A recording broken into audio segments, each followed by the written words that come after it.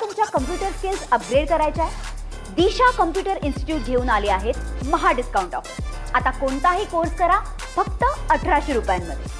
शिवसेनेचे नेते रवींद्र धंगेकर सध्या आपल्यासोबत आहेत. आपण त्यांच्यासोबत चर्चा करू.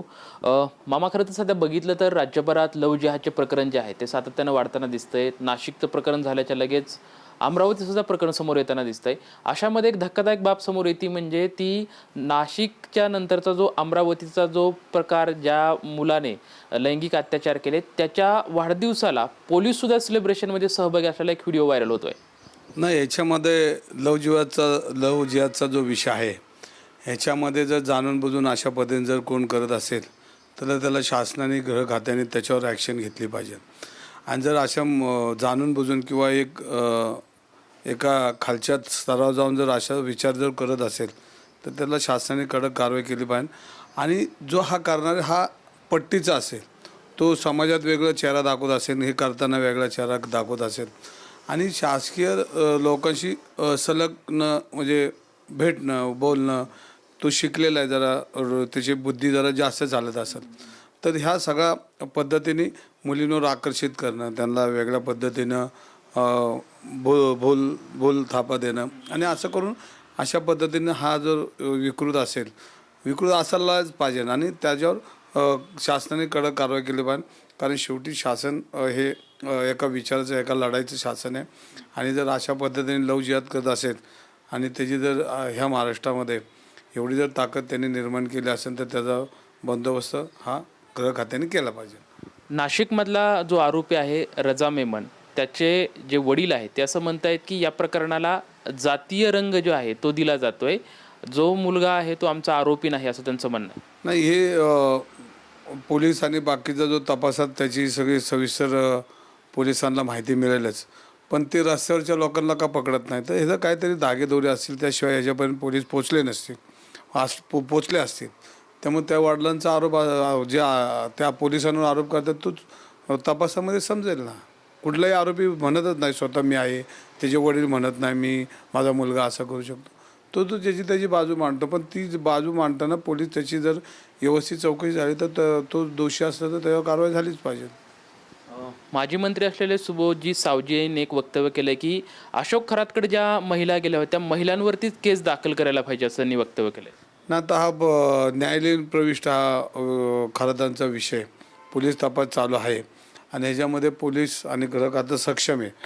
आत्तापर्यंत त्याचे जे करारनामे त्याचे उलगडण्याचा प्रयत्न पोलीस करत आहेत.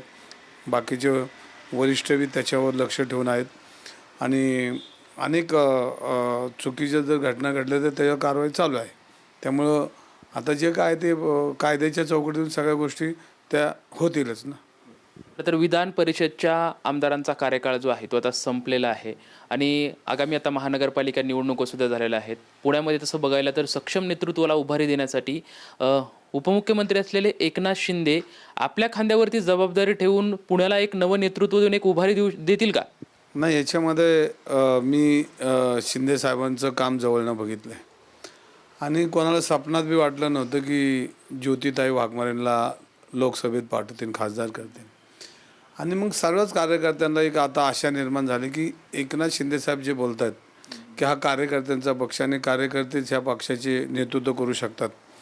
त्यामुळं उद्या विधान परिषदची निवडणूक लागणार आहे, कोणाला देणार आहे काय मला स्वतः माहीत नाही.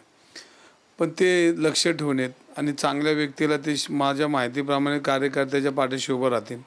कारण त्यांचा तो स्वभाव आहे कार्यकर्त्यांचा. पण रवींद्र धंगेकर पण आवाज उठवणारा, पुण्यासाठी लढणारा, मग तुमच्यावरती दिली जबाबदारी? तर नाही, मी तर जबाबदारी शेवटी ते नेतृत्व जे सांगेल त्या पद्धतीने आपल्याला काम करावं लागेल. आज पक्ष बांधण्यासाठी मी काम करतो आहे. माननीय उदय सामंत असतील, कालच खासदार डॉक्टर येऊन गेले पुण्यामध्ये आणि पक्ष बांधणीचं काम आता आमच्याकडनं चालू आहे. शेवटी पक्ष नेतृत्व ठरवतो का कोणाला काय द्यायचं ते, आणि जर दिलं तर स्वागत आहे, नाही दिलं तर त्यांच्यावर काम करणारच आहे.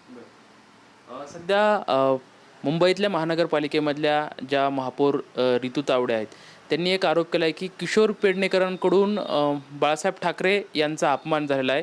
त्यांनी एक असं वक्तव्य केलं होतं की बाळासाहेब ठाकरेंना तुम्ही विकत घेतलं का, असं त्यांनी एक वक्तव्य केलं. नाही, आता हे राजकीय चिखलफेक आहे. त्या किशोरीताई बी शिवसेनेचं काम करतात, हे बी जे पीचं काम करतात. हे युद्ध आहे, चिखलफेक आहे. एखादा शब्द इकडे तिकडे होतो बोलताना, आम्ही बोलताना एखादा शब्द इकडे तिकडे होतो.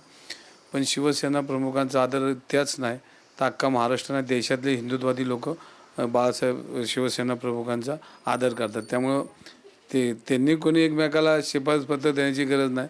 किशोरीताई तर शिवसेना प्रमुखांच्या बरोबर त्यांनी पक्षामध्ये काम केलं, त्यांचे आशीर्वाद घेऊनच त्या महापौर झाल्या. त्यामुळे त्यांच्याकडनं कोणाचाच विरोधक बी शिवसेना प्रमुखांच्या विरोधात बोलू शकत नाही.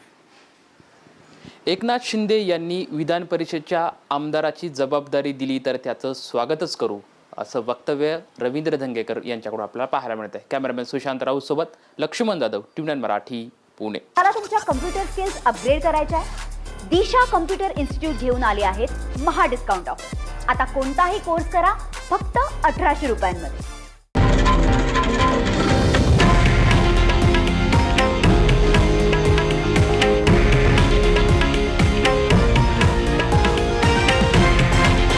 हे आहे देशातील नंबर 1 न्यूज नेटवर्क आणि आपण पाहत आहात TV9 मराठी, एकमेव.